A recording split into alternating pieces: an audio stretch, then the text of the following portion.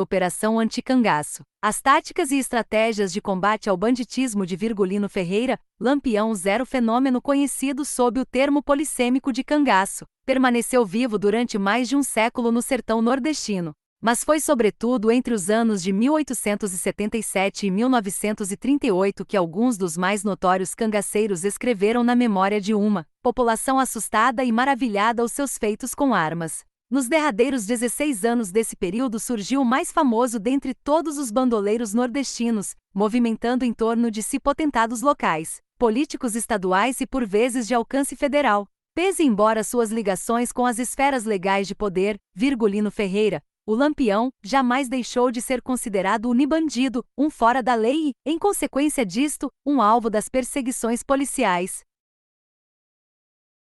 Entre os anos de 1922 e 1938, os governos das capitais nordestinas, seus jornais e uma parcela de seus cidadãos tiveram uma preocupação em mente: como dar cabo daquele que era, já desde o primeiro dos seus 16 anos como chefe de cangaço, considerado o maior de todos os cangaceiros. Zero problema de Lampião, o flagelo de Lampião, o flagelo do cangaço, como também era dito nos documentos oficiais e na imprensa nordestina, consta em todas as pautas dos governadores pernambucanos, por exemplo. Ao longo desse tempo, algumas táticas e estratégias de combate ao chamado Rei do Cangaço foram postas em práticas ou somente elaboradas e projetadas. Pode-se classificar algumas formas elementares de repressão ao banditismo utilizadas durante o período em que Lampião foi chefe de grupo. 1. Emprego de mãos armadas que não pertencem exclusivamente ao efetivo das polícias militares dos diversos estados cujo território era frequentado por cangaceiros. Ver-se-á que desde muito cedo as inimizades nativas, as questões de honra e de ódios locais foram bastante capitalizados pelas autoridades competentes pela repressão. De outra parte, a possibilidade de perseguir um inimigo com o respaldo de uma farda e da legalidade foi igualmente capitalizada pelos inimigos de Lampião. Este tópico zerachado, sertanejos na força de repressão. 2. Levando em conta que o cangaço de Lampião era um movimento de intensa mobilidade e que o grupo 2 era detectado com dificuldade pelos perseguidores, os responsáveis pelo combate ao banditismo criaram o maior número possível de destacamentos policiais que pudessem dar apoio logístico às forças volantes. 0. Segundo tópico é da multiplicação das bases de atuação. 3. Como o apoio logístico dos cangaceiros vinha da população que, por diversos motivos, fornecia-lhes víveres, armas, munições, informações, etc. A principal e talvez mais eficaz tática de combate ao cangaço foi aquela que visou reprimir mais de perto e com mais energia, corno se dizia então, todos aqueles que eram ao menos suspeitos de dar qualquer apoio a bandidos. A polícia classificava-os com o nome genérico de coiteiros.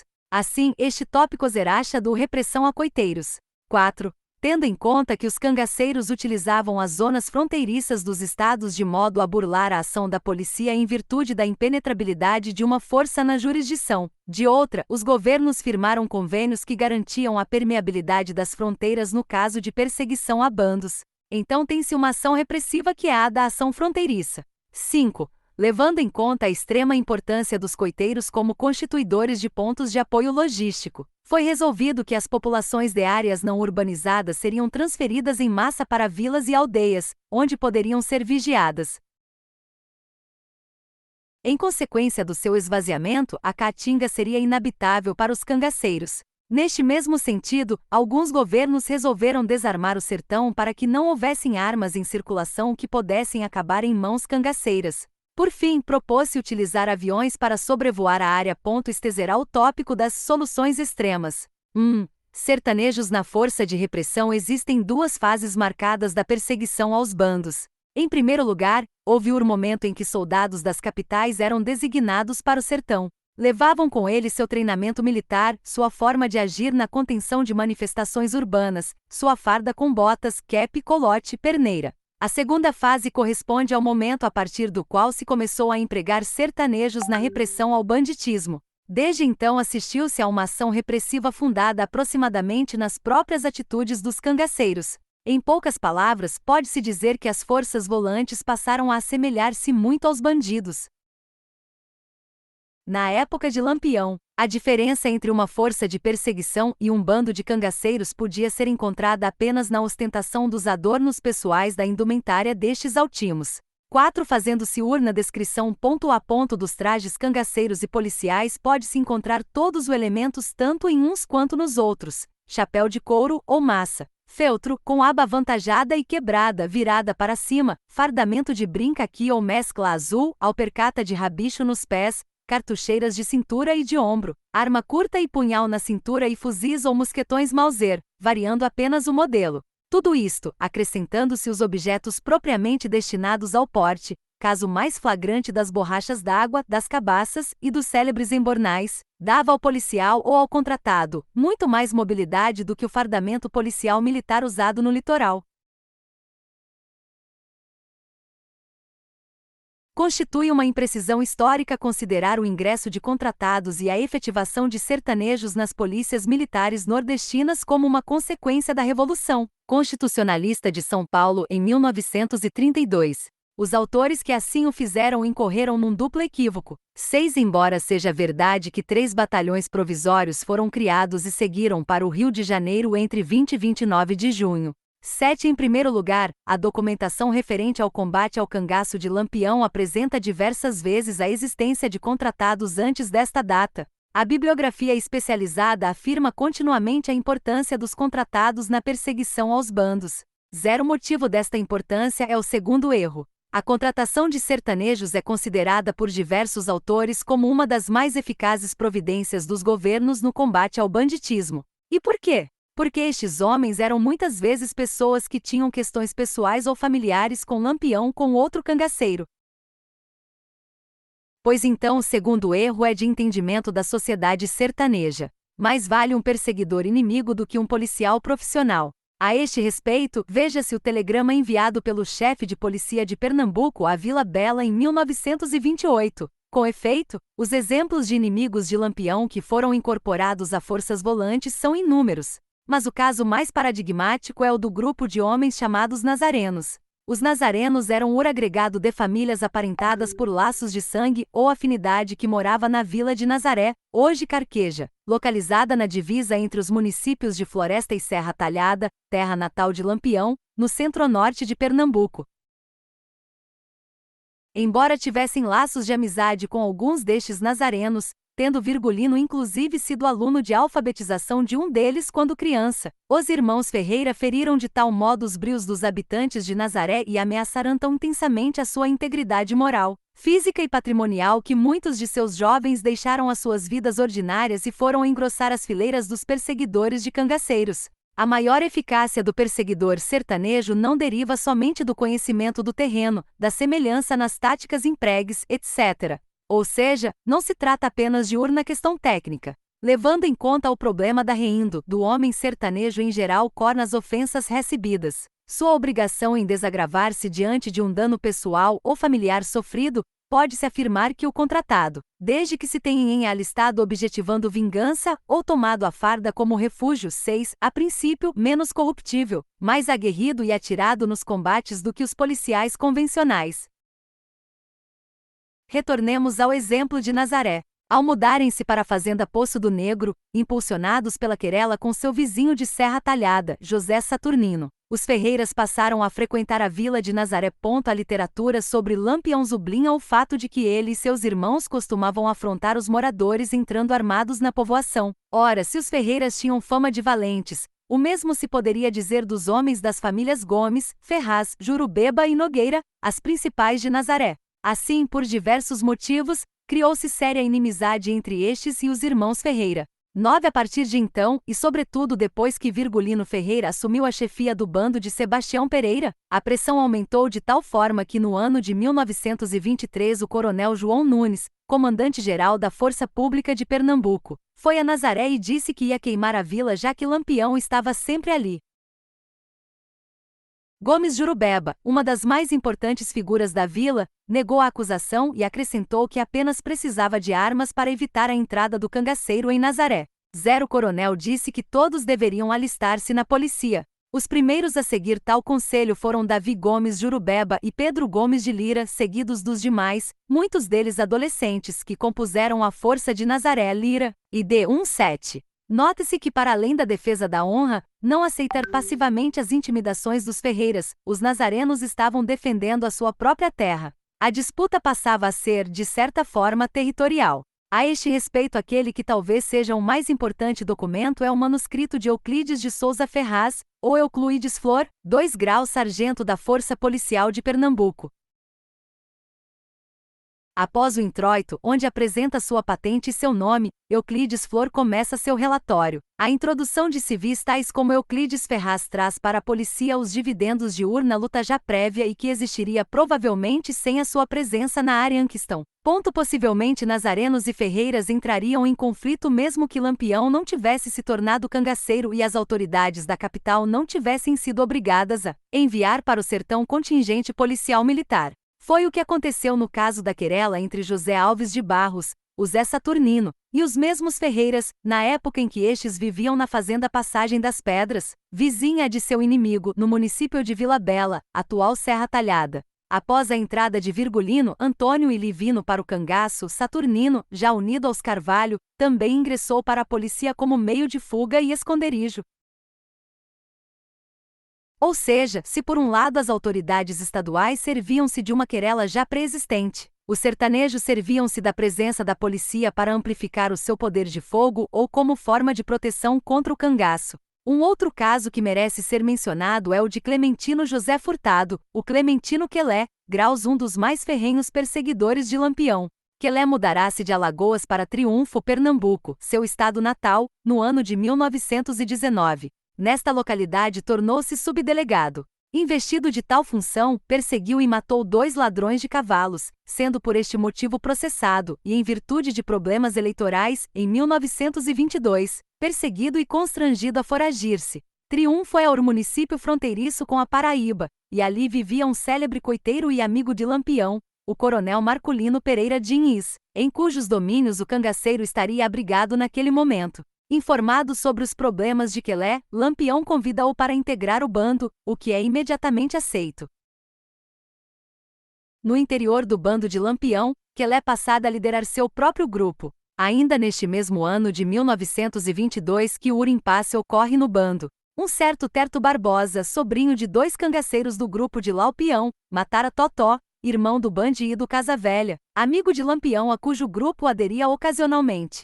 Apercebendo-se de que Terto não poderia integrar seu grupo, seus tios procuram Quelé e pedem-lhe que o aceite em seu grupo. Quelé aceita, mas meia-noite, cangaceiro respeitado por Lampião, disse amigo de Tot 6 e completa: se esse Terto vier para cá eu atiro nele, certinho ID 133.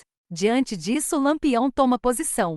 Após a chegada de Terto, meia-noite tenta matá-lo e quando Quelé é informado do sucedido acontece o pior. Este último dirige impropérios à meia-noite e envolve neles o nome de Lampião. Depois deste gesto irreversível, Quelé refugia-se com seus homens na fazenda Santa Luzia. Ato continuo, sabendo dos perigos que corria, procura o comandante-geral das Forças Volantes em Triunfo, o coronel Antônio Quintino de Lemos e pede para ser alistado como voluntário. Mais uma vez tem-se o caso de um inimigo a aproveitar-se da polícia para refugiar-se de Lampião e da polícia a aproveitar-se desta inimizade contando com tal rivalidade, pré-existente como o capital militar importante.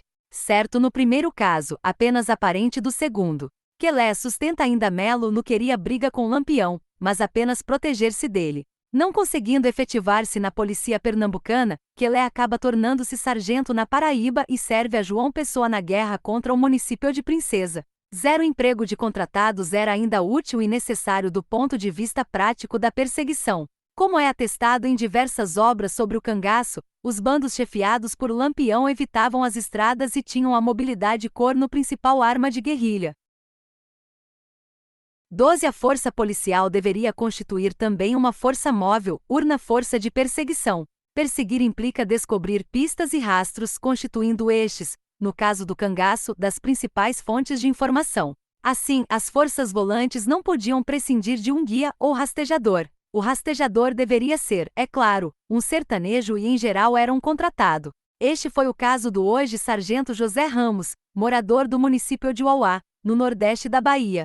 José Ramos apresentou-me aquilo que se pode chamar os 3 olhares do rastejador: olhar para baixo em busca de pegadas e de restos de objetos, olhar para cima em busca de urubus que sobrevoem acampamentos recentes do bando perseguido e olhar, com o nariz distinguindo no ar o cheiro peculiar dos cangaceiros que misturava suor e muito perfume. Enfim, a inclusão de sertanejos nas forças policiais implicou num ônus para as autoridades litorâneas.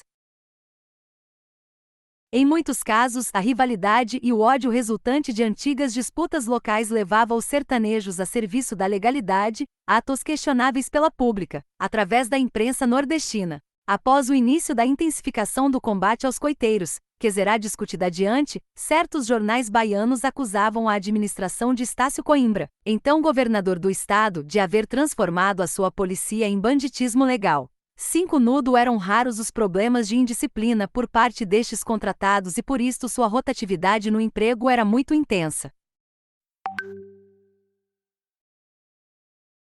Os boletins das fontes comunicam continuamente a contratação e a expulsão de elementos, como é o caso que passo a citar, a propósito de Eremita Alencar e Jerônimo da Rocha, ambos presos à disposição da Justiça Civil, em Uauá, têm mesmo na prisão tido péssimo procedimento, os quais, no município do Cumbe, conforme ficou apurado de uma sindicância procedida pelo 2 graus Tenente Francisco Pedro da Fonseca e do inquérito ali instaurado pelo respectivo delegado de polícia, praticaram toda sorte de infâmias alcoolizados, até mesmo atos libidinosos com 2 crianças de 4 e 7 anos, saciando, com as mesmas, os seus instintos bestiais. 24 de julho de 29. Em 1932, os boletins de 19 e 25/02 informam a inclusão de mais 59 civis nas colunas do Tenente Liberato de Carvalho, do Tenente Macedo e do Sargento Euclides. Os casos de indisciplina eram constantes e estavam ligados à insubordinação, abandono injustificado de posto, dormir no serviço de sentinela, estupro, alcoolismo, desordem, brigas com outros policiais e desvio de armas e munições. Ainda quanto ao problema da circulação intensa de contratados, o relatório de Campos de Menezes de 1936 é uma prova fundamental. 16.2. Multiplicação das bases de atuação. Mobilidade dos cangaceiros era combinada com uma formidável capacidade de criar pontos de apoio logístico. Por múltiplas razões, tais como temor, simpatia ou interesse. Por exemplo, os sertanejos, via de regra, tendiam a ser receptivos às investidas dos cangaceiros quando o grupo estacionava em suas propriedades em busca de comida ou outro tipo de auxílio. Se houvesse tempo, matavam-se alguns animais, preparava-se feijão e montava-se uma bela refeição que, não raro, era paga generosamente pelos hóspedes. Muitas vezes os anfitriões insistiam em não aceitar o pagamento.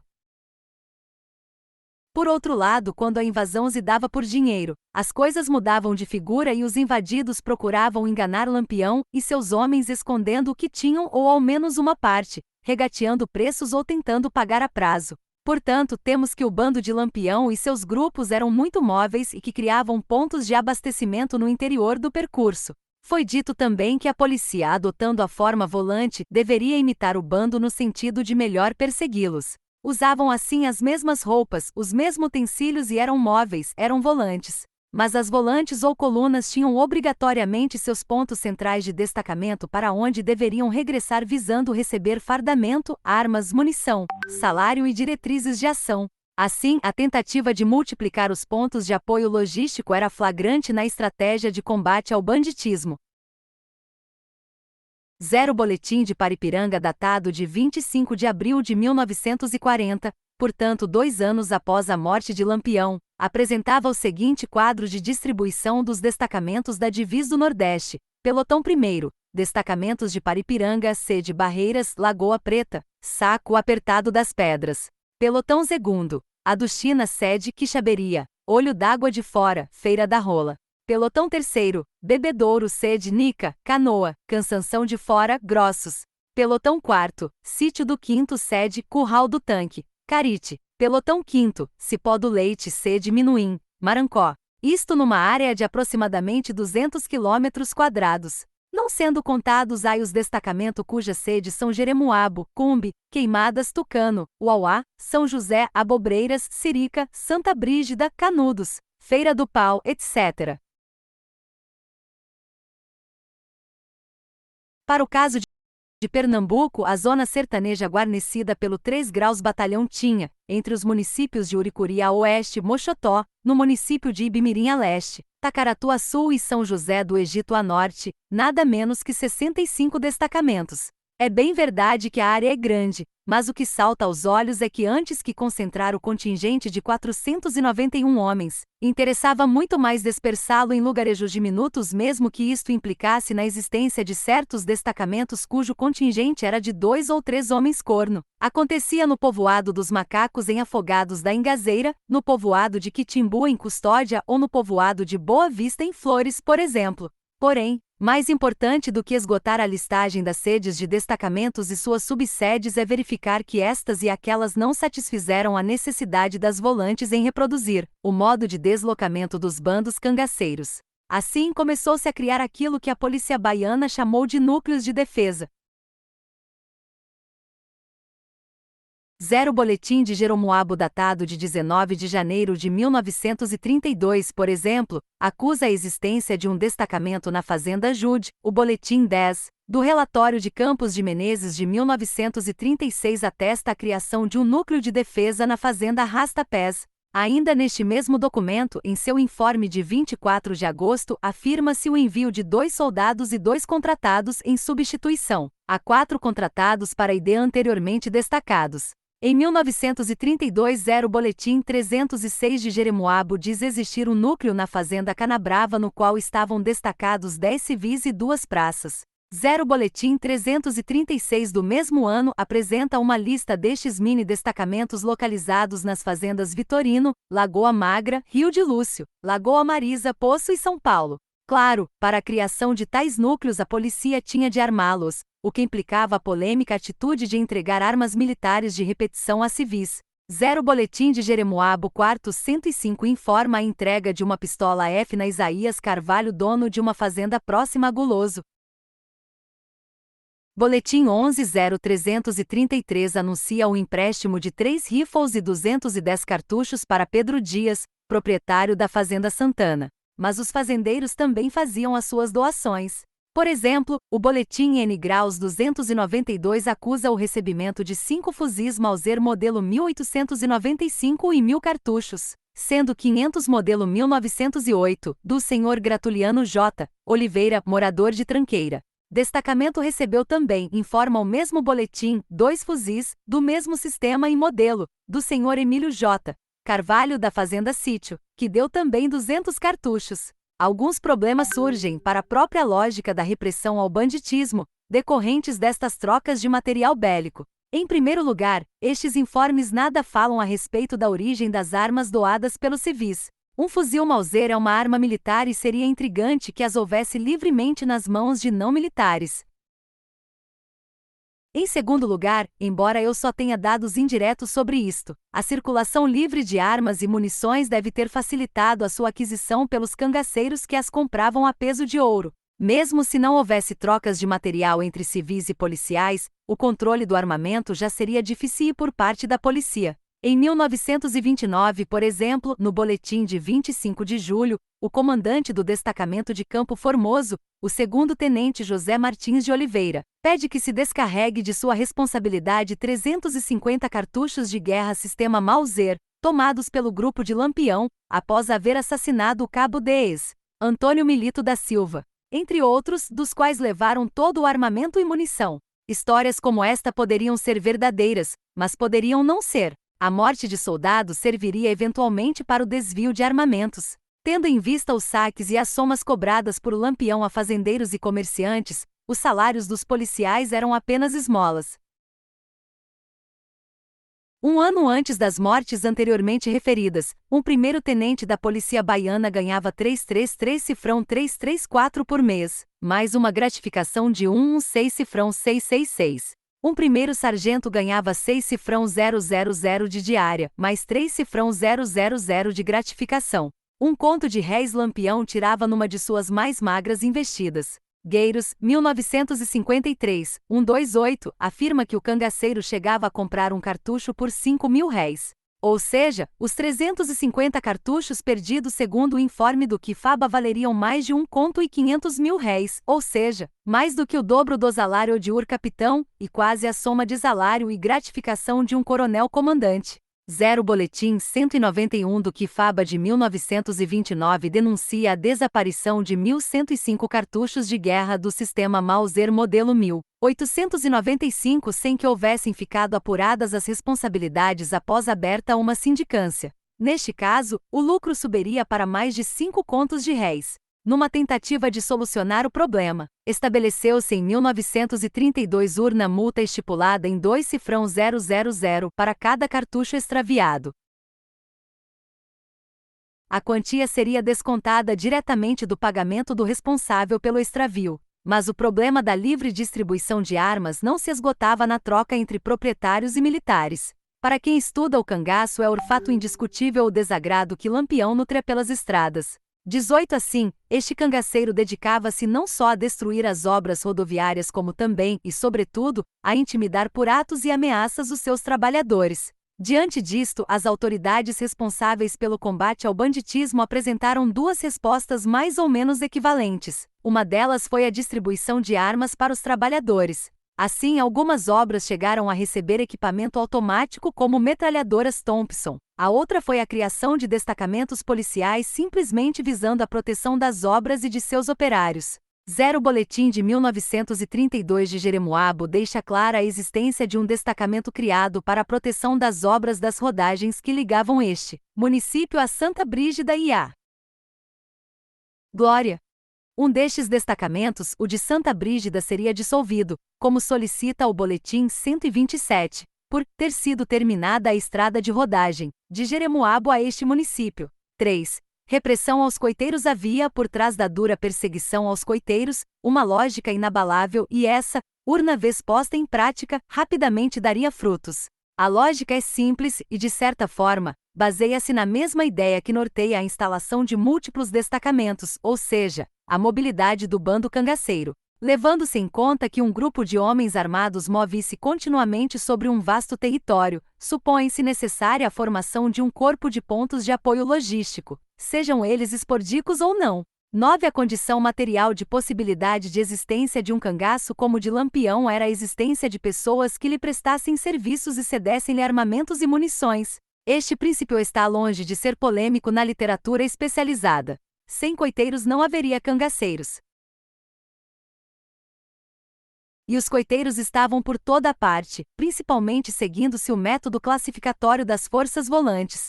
Pois bem, tendo em vista tal fato, firmou-se um convênio no final do ano de 1927, cuja grande novidade era a implacável e real repressão aos coiteiros como principal método de combate ao banditismo no sertão. Os convênios interestaduais não eram novidade enquanto método de ação contra o banditismo no Nordeste. Melo, 1985, 157, 158, faz remontar a existência de acordos entre províncias ao ano de 1835, sendo este o primeiro de uma longa série deles e que se estenderá até o ano de 1935.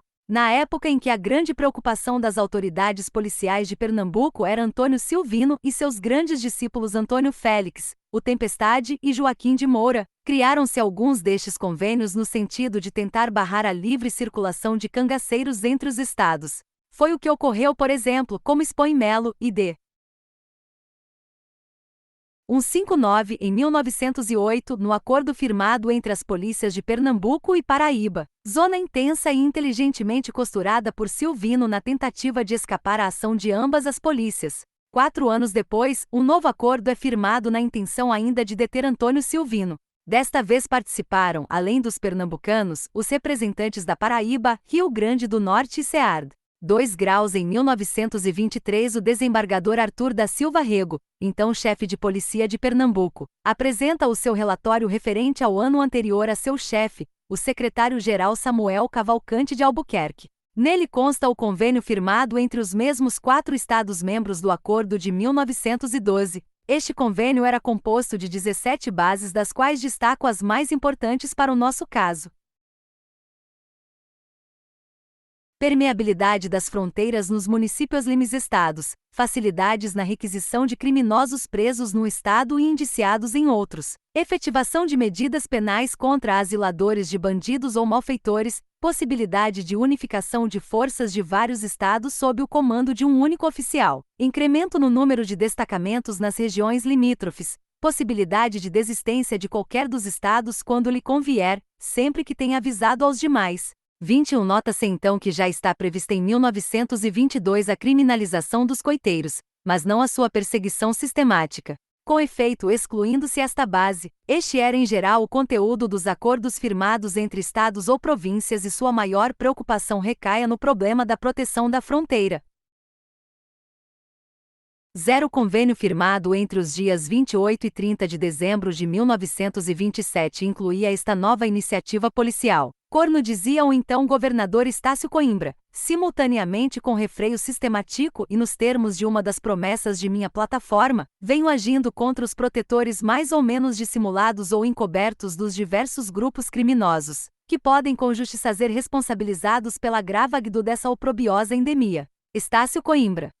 Relatório do Presidente da Província, 1928. Este convênio contava, além dos 4 estados antes referidos, com a participação da Bahia e de Alagoas. 0 Que revela por um lado a expansão das ações de Lampião e por outro o temor que despertava nas autoridades competentes já que o território baiano não era ainda frequentado pelo cangaceiro.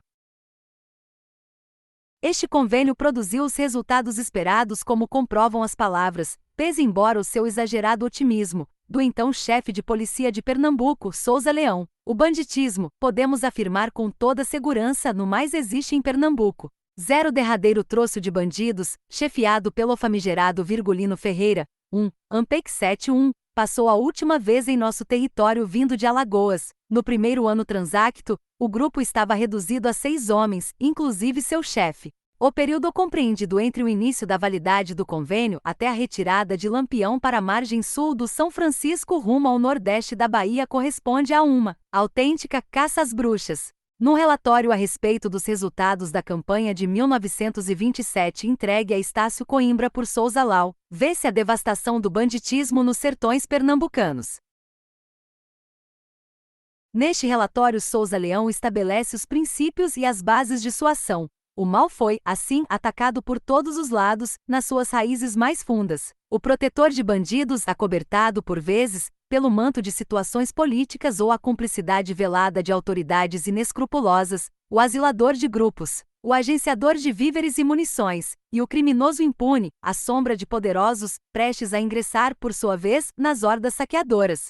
Este documento traz também a lista completa dos nomes dos bandidos presos ou mortos pelas forças de repressão.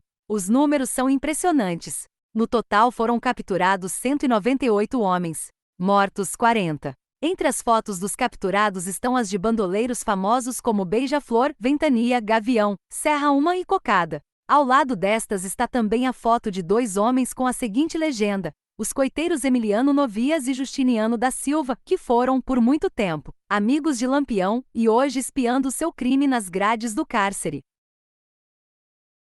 É curioso que justo estes 2 nomes tenham sido apresentados tão destacadamente. Nas fotos Justiniano enverga um terno e um chapéu de palha e parece algo deselegante. Emiliano, no entanto, posa com distinção e elegância e está finamente trajado. Tudo se passa como se quisesse mostrar que gente rica também estava sendo punida e não apenas os desamparados moradores dos sertões desolados. No entanto, estes últimos foram os que mais sofreram com o endurecimento da repressão. As forças volantes não tinham qualquer consideração com os residentes em áreas frequentas por Lampião.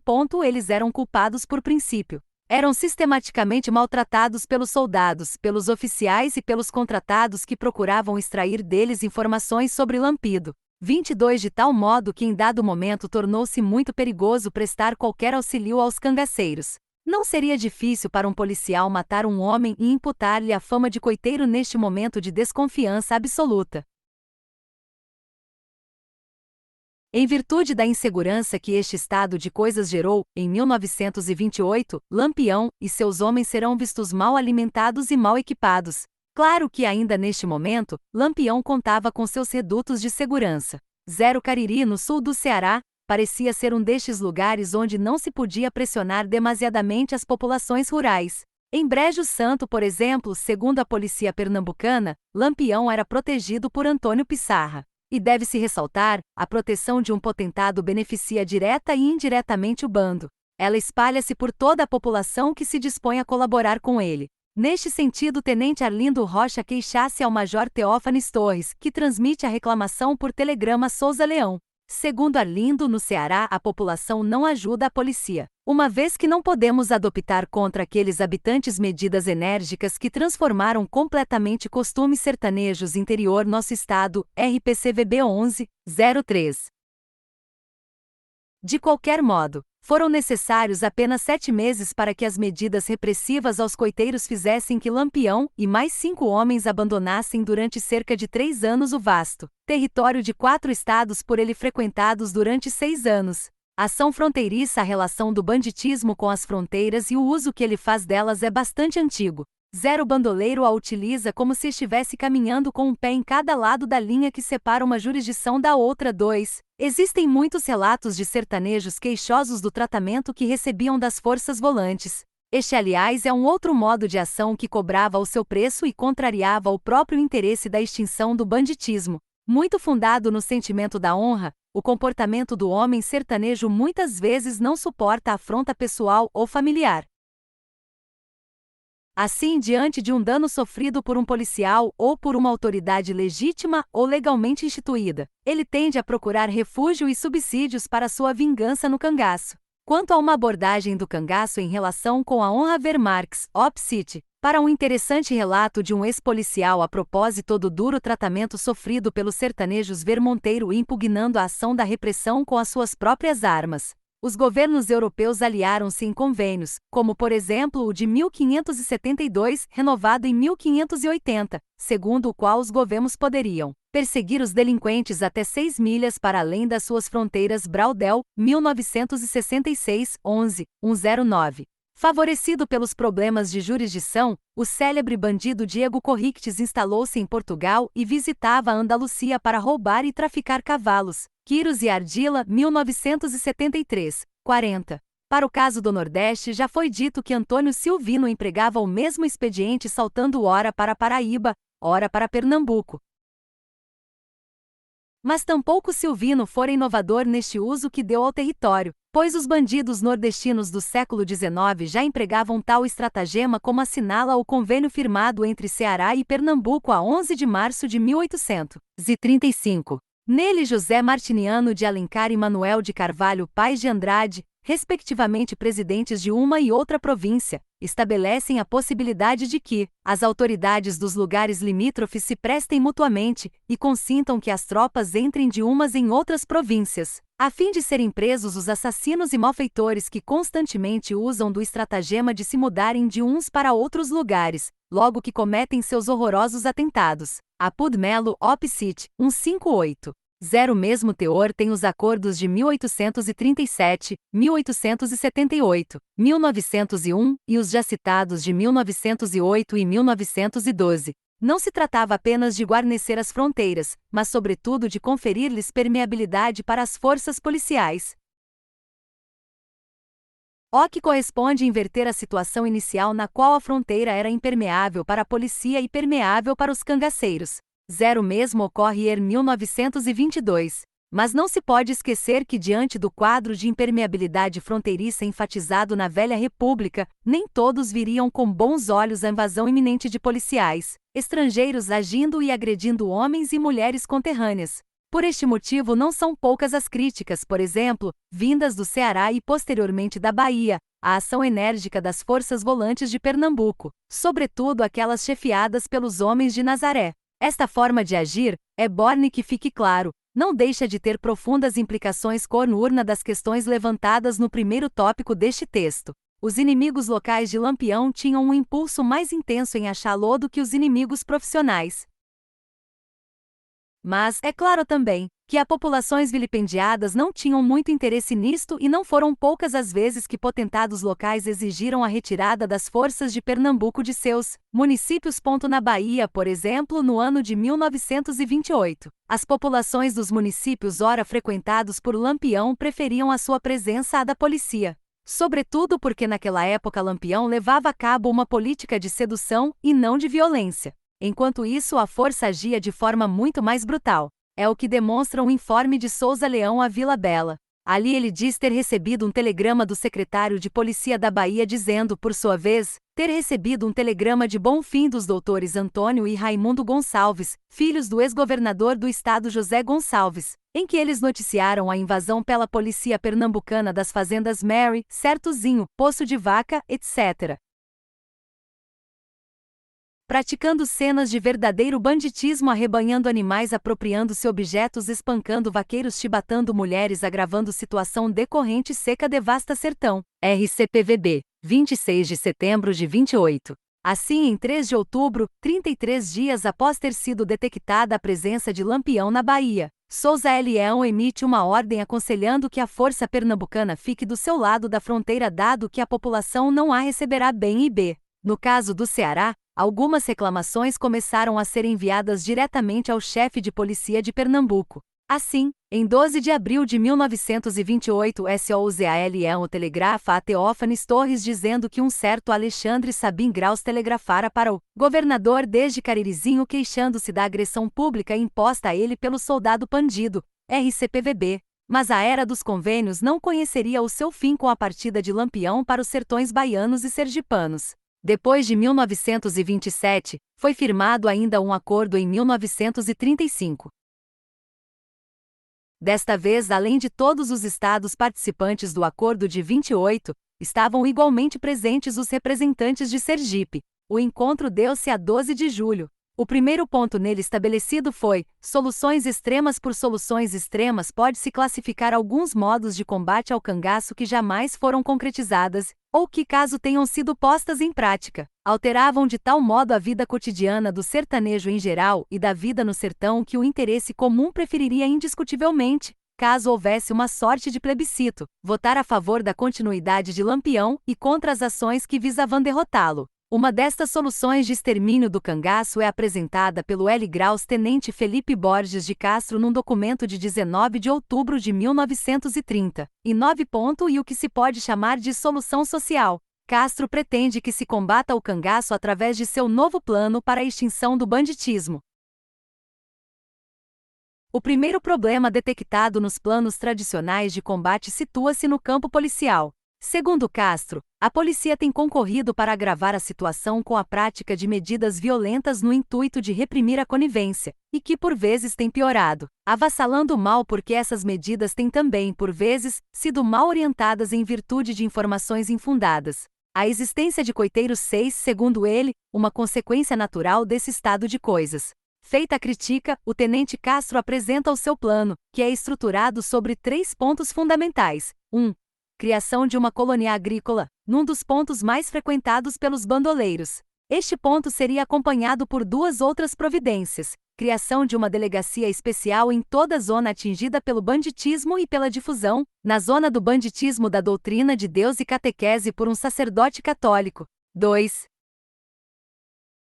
Na colônia agrícola, onde seriam ministrados conhecimentos práticos sobre maneira de cultivar a terra, seriam recebidos os elementos que, foragidos de suas habitações pelo banditismo, carecessem de auxílio governamental. B. Os elementos suspeitos de conivência ao banditismo, se não preferissem retirar-se da zona, até a extinção final do mesmo. 4. Os detentos em geral. 3. As funções da delegacia especial deveriam ser as de averiguar imputações de conivência com cangaceiros e providenciados afastamento dos suspeitos se, contra eles, apesar da suspeição funda, não se fizesse a prova criminal, ou internamento na colônia correcional agrícola. Ou seja, o projeto utópico do tenente Castro é um plano de separação e arresto, a criação de um amplo espaço carcerário e didático no interior do qual todos os implicados no problema do banditismo, mesmo sem prova criminal, pudessem ficar fechados, mantendo sua influência negativa separada do mundo.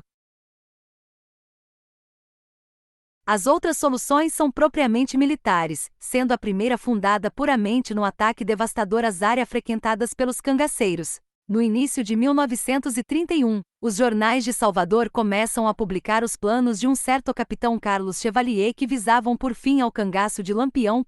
Neste início de 1931, segundo Chandler, 1981, 157 SS, o Centro de Planejamento da Campanha contra Lampião havia se deslocado para a capital federal. E no centro deste plano estava o capita, Carlos Chevalier IB. Ele pretendia utilizar aviões na captura de Lampião e em conjunto com as aeronaves, que na verdade pareciam ser apenas uma, seriam empregues sistemas de radiocomunicação que travariam contato com o contingente de 1.000 homens, dentre os quais 200, por exigência do capitão do ar, cariocas. Chevalier, ainda segundo Chandler, afirmara que levaria em seus aviões cinegrafistas que filmariam as perseguições e os combates que delas resultariam.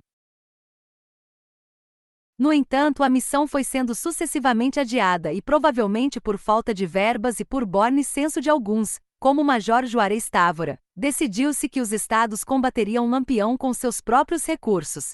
23. Em segundo lugar, temos o esvaziamento da área mais fortemente frequentada pelos cangaceiros. Não satisfeita em reprimir os coiteiros, em 1932, a polícia baiana, talvez sentindo-se frustrada na concretização de seu objetivo de cortar o fluxo de material que partia da população rumo aos cangaceiros, resolveu esvaziar o campo. Todas as pessoas que moravam fora de centros urbanos foram recolhidas às sedes municipais e cidades mais próximas de onde viviam. O objetivo era deixar a Caatinga sem recursos para os cangaceiros.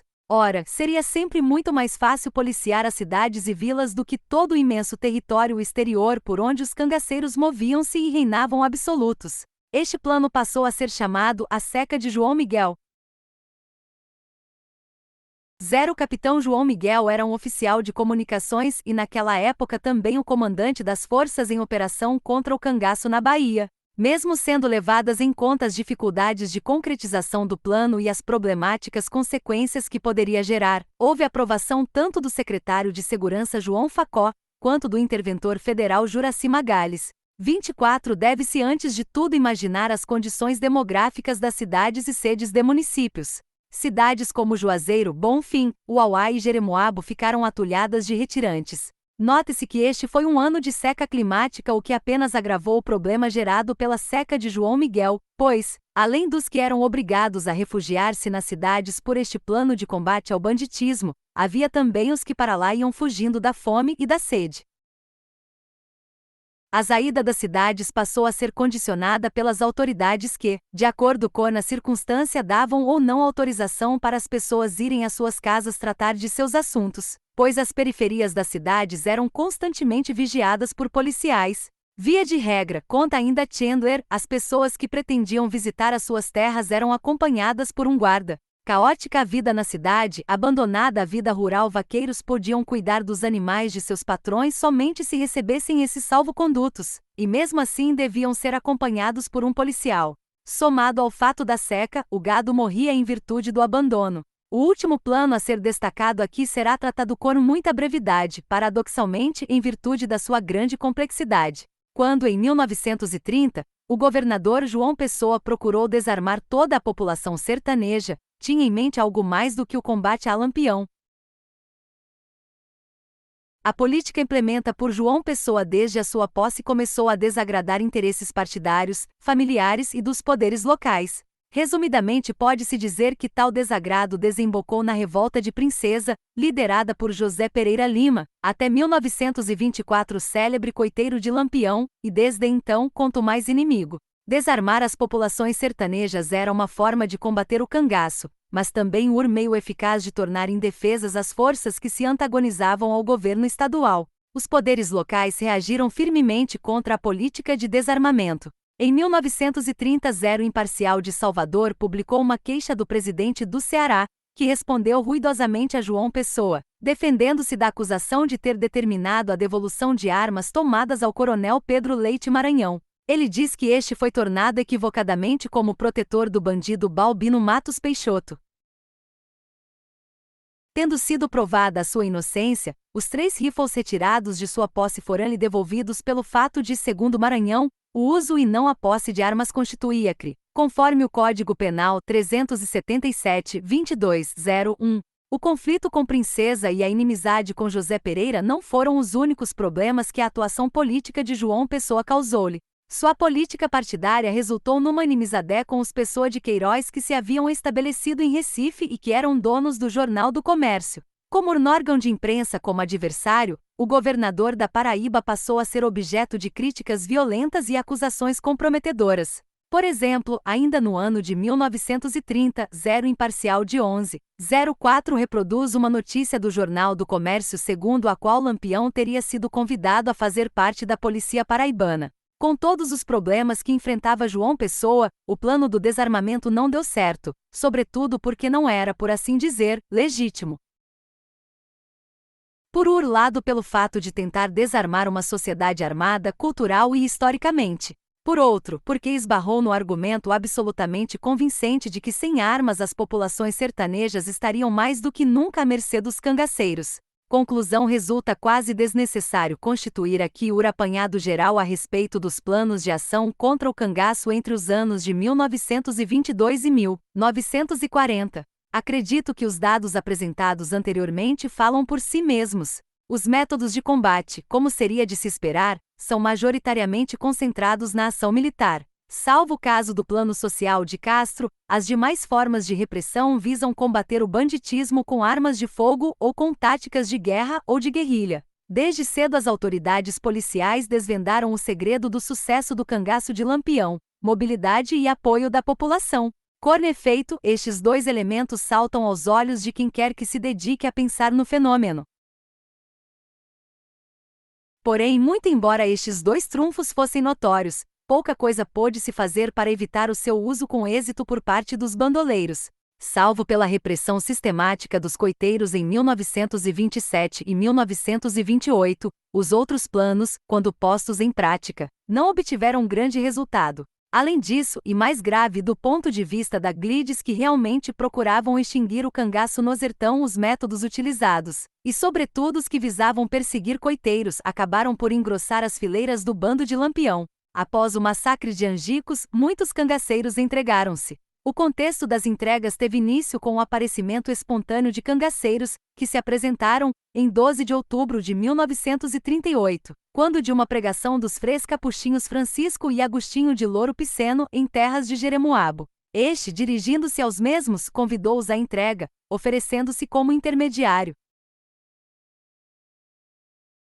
Havendo sucesso neste evento, aproximou-se de outra missão de capuchinhos, conseguindo intermediação para a entrega, um outro grupo de 6 cangaceiros chefiados por Zé Sereno. Isto se deu por volta de 20 de outubro de 1938. Entre 27 e 31 de outubro, houve negociação com um terceiro grupo. Porém, antes que ele se entregasse, um coiteiro afirmou aos cangaceiros que tudo não passava de uma armadilha. Este outro grupo, então, evadiu-se. Consciente das propostas deste blog, uma primeira imagem foi cedida pelo pesquisador do cangaço e estudioso Orlin Santana de Oliveira, também reconhecido como o mais dedicado pesquisador do Brasil em naufrágios na costa baiana. Batida em Jeremoabo, a imagem se apresentava, neste primeiro esforço, sofrida pelo tempo, sendo uma das cópias originais, cuja posse pertence, conforme Orlins, ao acervo da família Ferreira. Repassando a mensagem do prezado Orlins para os estudiosos do cangaço, a única foto que se tem conhecimento tirada com a polícia, cangaceiros e a Igreja Católica. Hoje ela pertence ao acervo da família Ferreira Expedita, Vera e outros. Cedida por Orlin Santana de Oliveira, seu criado. Não é cópia, é uma foto original da época. Tamanho 6x9. Zé Sereno, citado como chefe marcado pelos padres com uma cruz na foto. Citações no verso. Um abraço a todos.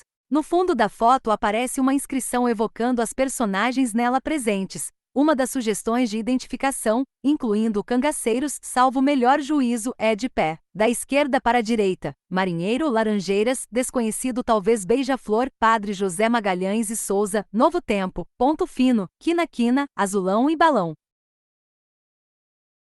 Sentados da esquerda para a direita, Cuidado, Jurite, Candeeiro, Frade Capuchinho Agostinho, Capitão Anibal Ferreira, comandante do destacamento do Nordeste da Bahia, Tenente Alípio Fernandes da Silva, Frade Capuchinho Francisco, Zé Sereno e criança. De modo a permitir melhor abordagem da imagem, possibilitando seu melhor estudo, Centro de Memória dos Capuchinos, através do Frei Ulisses Bandeira, franqueou acesso ao original efetivo, a primeira imagem revelada desta fotografia. Ela é aqui oferecida aos estudiosos em melhor resolução, de maneira a ajudar no afirmar ou contestar a identificação dos cangaceiros.